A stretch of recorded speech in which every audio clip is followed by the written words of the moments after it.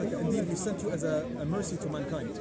And Allah Azza wa Jalla, many other verses, He says, proclaim the message openly.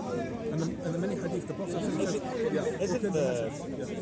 Isn't some of the things the Quran's basing itself off of all the sequence of prophets, though, right? Yeah, absolutely. So because the message, the Quran is in continuity with the previous prophets. So therefore, the old message is for the mankind. No, the old message. It's confusing. No. All of it has the same message, which is pure monotheism, Tawheed. So Musa alayhi salam, Moses, Abraham, Jesus, they all came with Tawheed, which is pure monotheism. However, some messages, such as the Torah, was Tawheed, pure monotheism, as well as specific laws only for the Israelites, such as leaving a part of your hair long or having fringes. I don't think that was part of it at all. I think they made that all up themselves. But my point is, some messages were purely for a specific nation, and some messages, like the Quran, was for all mankind. Now, they both have the same message, which is pure monotheism, to not associate any parties with Allah Azza wa Jalla. However, there are some laws that are very specific to these nations. So, for example, the Sharia of Musa, or the laws of Moses, are not the same as the laws of the final messenger of Muhammad. But the message is the same, but the laws are not the same, such as dress code, or what you eat, or these are very specific laws that were different in the nations. It doesn't make sense to me. I don't see why there should be different laws for different people. Well, that's the wisdom of Allah Azza wa Jalla. Do you have children yourself?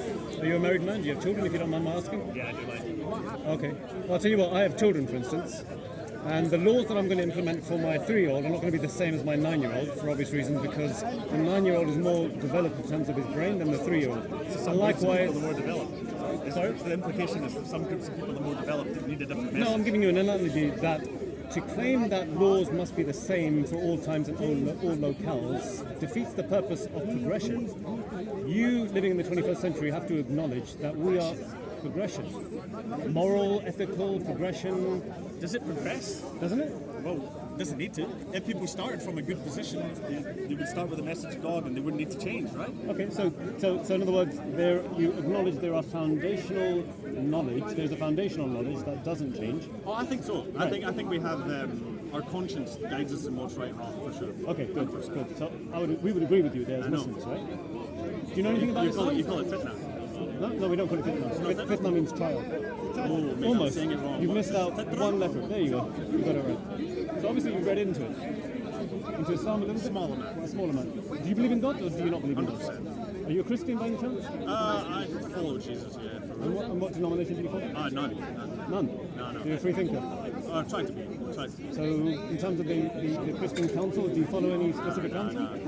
I recently read the Bible and it's pretty interesting, yeah. Do you believe in the Trinity? I'm not sure.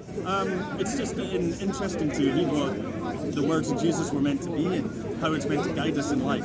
So you've read a bit of the Bible, right? I've read the Gospels and read the book of Acts and Genesis, but not much more than that. So do you recall in the Gospels where Jesus speaks about, you have the I am saying, so you have heard this, but I say unto thee. Yeah. Right. Do you believe that's an example of progression or change or abrogation in terms of a moral and ethical law? No, it's a really interesting point because I think that's the answer to the question that you're actually trying to asking deny. me. Yeah, because I think it's obvious. I thought it was a real question. Yeah, no, go for it. Oh, no. Go for it. No, sorry. I'll relate that from a rhetorical to an actual question. What do you make of that? No, it's cool. I like to discuss the ideas of spirituality, like the meaning, not for debate. Okay, forgive me. Come in, please, Aki, please. Come in, Yeah, sorry. No, I've been here. I used to come to the corner for a long time. I think we've had a conversation Perhaps, in the past. yeah. Because I remember your Scottish accent. Yeah. I think they might have captured us on camera as well. Probably. But yeah, like I say, it's still my old school self. I like to discuss the meaning behind it. What's the meaning of life? Why are we here? What should we do? Rather than debating like certain points within certain groups or cameras. Yeah, of course. The Islamic concept, if you read into it, is quite clear and simple. It is that all human beings have a specific purpose. Purpose is a shared purpose. And the Quran succinctly puts that purpose across. Here's a verse where God says, I have not created jinn, which is an ultimate form of life, nor mankind, except that they worship me.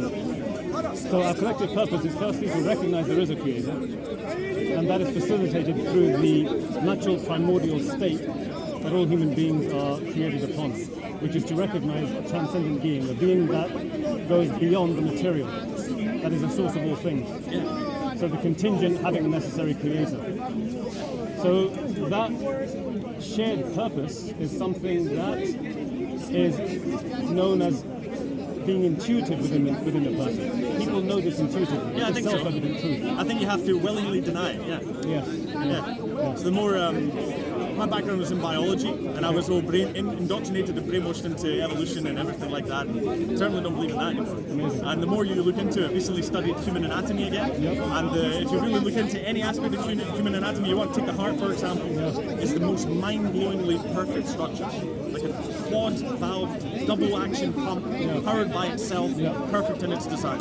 So it's interesting how we're in a state of affairs in the West, in the world, and people deny that it's created, you know?